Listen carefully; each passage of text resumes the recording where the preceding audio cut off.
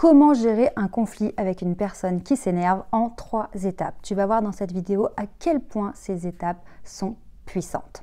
Avant de commencer, je tenais absolument à remercier mon partenaire Cocoon Space qui m'accueille aujourd'hui dans ses locaux, dans ces magnifiques salles de réunion qu'on peut louer à l'heure ou à la journée en plein cœur de Paris et de Lyon. Donc si comme moi tu as besoin d'un lieu pour tes rendez-vous professionnels, si tu es formateur, si tu es coach, si tu es manager, si tu es freelance, si tu es directeur, peu importe, si tu as besoin d'un lieu où tu te sens comme à la maison, eh bien tu peux réserver ta salle de réunion. Il te suffit de cliquer sur le lien sous cette vidéo pour découvrir Cocoon Space et tu peux aussi bénéficier d'1 heure gratuite grâce à mon code promo Charline 1 heure. Donc je t'invite vraiment à découvrir les salles de réunion de Cocoon Space parce que ce concept est vraiment génial et moi je m'y sens vraiment comme à la maison. Il y a tout ce qu'il faut pour gérer tes réunions, tes rendez-vous professionnels, donc vraiment profite de cette opportunité.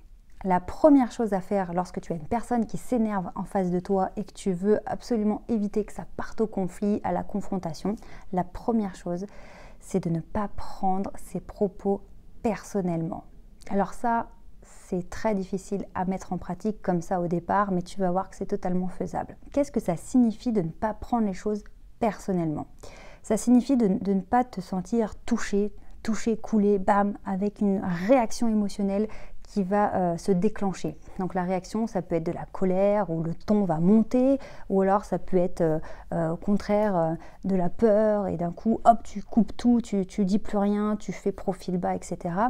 Si tu prends les propos de la personne pour toi tout de suite, sans même les analyser, ça va te démolir. Et ensuite, tu vas basculer dans une réaction que tu ne contrôles pas. Je t'ai expliqué d'ailleurs dans une autre vidéo de la chaîne pourquoi on ne se contrôle pas quand on se sent comme ça touché personnellement. Donc, je t'invite vraiment à regarder les autres vidéos de la chaîne et pense bien à t'abonner si tous ces sujets t'intéressent. Si tu veux développer ton charisme, ton leadership, ta confiance en toi, tes compétences en relationnel, en communication, en prise de parole en public, eh bien, tu es au bon endroit. Alors, pense bien à t'abonner. Donc pourquoi ne pas prendre les choses personnellement? Parce qu'à partir du moment où tu prends pour toi, tu n'es plus en mesure d'analyser la situation et de garder ton contrôle. Quand on se sent touché personnellement, ça veut dire qu'on pense que ce sont nos valeurs qui sont attaquées ou notre personnalité. On a l'impression que la personne arrive à nous ouvrir et à venir nous toucher comme ça, donc on va déclencher une réaction de défense et la meilleure défense, en général, c'est l'attaque. Donc ça attaque, ça contre-attaque et là ça part au conflit. Tandis que si tu arrives à te détacher de ce qui se passe pour écouter les propos, écouter pour comprendre et analyser, ça veut dire que tu prends du recul. C'est comme si tu te mettais à côté, tu dis voilà, vas-y, dis ce que tu as à dire, mais je ne veux pas me sentir touchée tout de suite là et me prendre ça de plein fouet.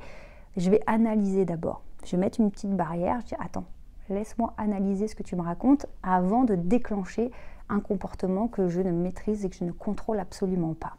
Donc, cette capacité à ne pas tomber dans le panneau directement, à ne pas prendre les choses tout de suite personnellement, c'est extrêmement fort parce que ça te permet de garder toute ta lucidité, toute ton intelligence pour pouvoir analyser ce qu'il se passe vraiment et ne pas entrer tout de suite en conflit. Maintenant, le point numéro 2. Alors, ça, c'est clairement, concrètement, qu'est-ce qu'on fait? Quand la personne te dit des choses qui sont susceptibles de te blesser ou de t'énerver et de te faire passer en confrontation avec elle, ce qui est important, c'est d'imaginer que ce qu'elle te balance dessus, en fait, c'est une énergie, c'est une émotion. Parce que quand quelqu'un s'énerve, c'est donc de la colère ou de la peur qui est extériorisée. Et donc cette personne a besoin d'être entendue, elle a besoin d'être considérée. Et donc, je pense que cette énergie qui arrive sur toi, ok, déjà on ne la prend pas personnellement, on se met une petite bulle de protection pour pas qu'elle nous touche.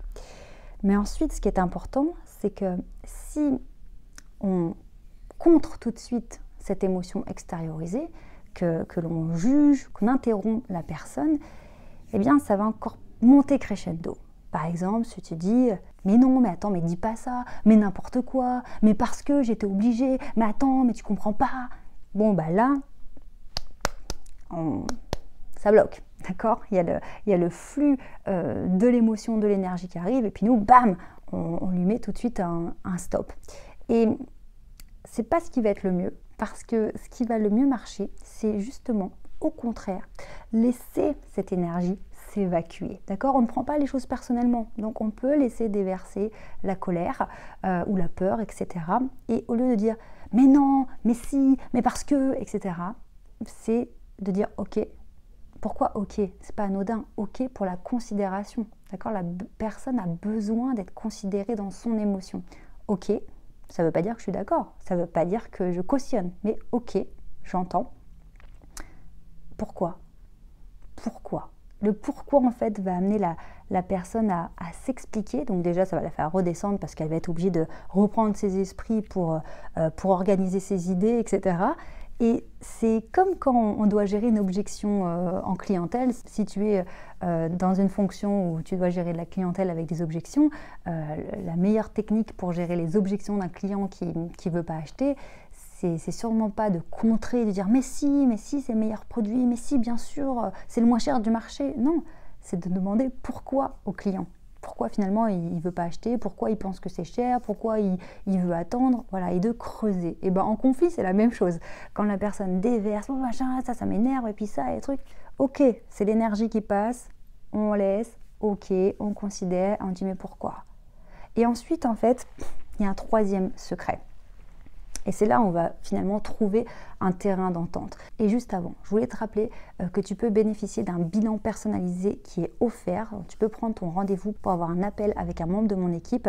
Pour ça, tu cliques sur le lien sous cette vidéo, tu prends ton rendez-vous. Si ton objectif, c'est d'être un meilleur communicant, d'être plus performant en prise de parole, en rendez-vous, si tu es formateur, coach, freelance, dirigeant, directeur, manager, et que tu veux vraiment progresser dans tes compétences en communication, je t'invite à prendre ton rendez-vous parce que ton bilan personnalisé, il est gratuit, donc profites-en et tu verras qu'on pourra t'aider à avancer. Tu vas nous expliquer quelle est ta situation, ta problématique et on te fera découvrir la méthode STER qui va énormément t'aider.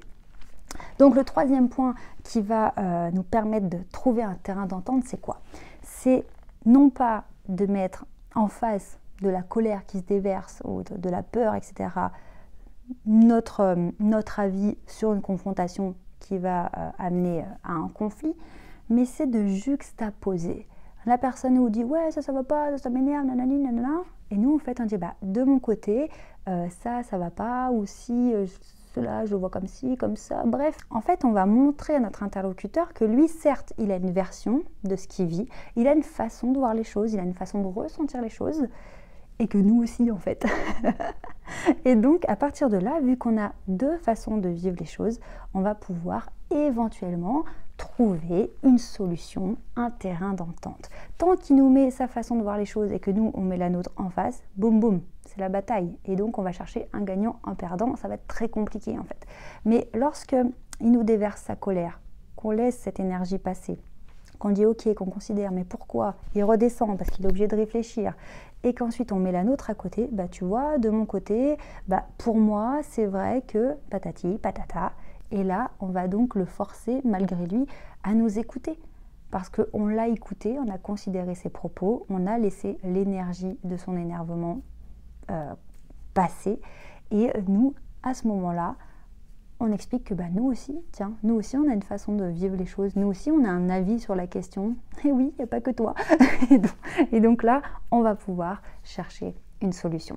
Donc, pour récapituler, lorsqu'une personne s'énerve en face de toi, premier réflexe, protège-toi, ne prends pas ses propos personnellement. Vois ça comme une énergie qui se déverse parce que la personne extériorise un mal-être. Ok, tu laisses passer. Ensuite, considère l'autre, parce que ce que la personne recherche, c'est de la considération, c'est d'être entendu, d'être écouté. Donc dis-lui ok, montre-lui vraiment que tu l'écoutes, que tu es là, même si ça te bouscule de l'intérieur, ne prends pas les choses personnellement, reste solide, garde une posture ancrée, en ouverture, regarde ton interlocuteur pour lui montrer que tu es là, tu es en face et que tu écoutes avec du respect. Parce que plus tu vas écouter la personne avec du respect, plus tu seras en mesure et en droit de lui demander la même écoute et le même respect après, quand toi tu vas exprimer ton opinion. C'est ça qui est très fort.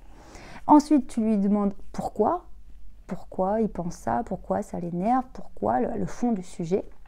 ça va l'obliger à redescendre puisqu'il aura besoin de retrouver ses idées, donc de reprendre le contrôle de lui-même pour t'expliquer les choses avec des détails. Et puis ensuite, commence une phrase par « de mon côté, c'est vrai que pour moi ». Et donc finalement, au lieu d'aller le contrer, le juger, on lui dit « ok » quand il parle de lui, on lui exprime comment c'est de notre côté, et donc finalement, on met les choses à plat. Et ça va permettre d'avoir un terrain d'entente pour trouver éventuellement une solution. Donc garde confiance en toi, c'est vraiment une question certes de communication interpersonnelle, écouter l'autre, comprendre quels sont ses besoins, etc. Mais aussi une question de mindset, de confiance en soi, avoir suffisamment confiance en soi pour tenir bon, écouter l'autre sans se sentir impacté personnellement et pouvoir comme ça gérer ce conflit. Je t'explique dans une autre vidéo comment ne pas prendre les choses personnellement, donc je t'invite vraiment à aller voir la vidéo et à t'abonner à la chaîne. On se retrouve très vite pour de nouvelles aventures, prends bien soin de toi et n'oublie jamais, tu mérites de réussir.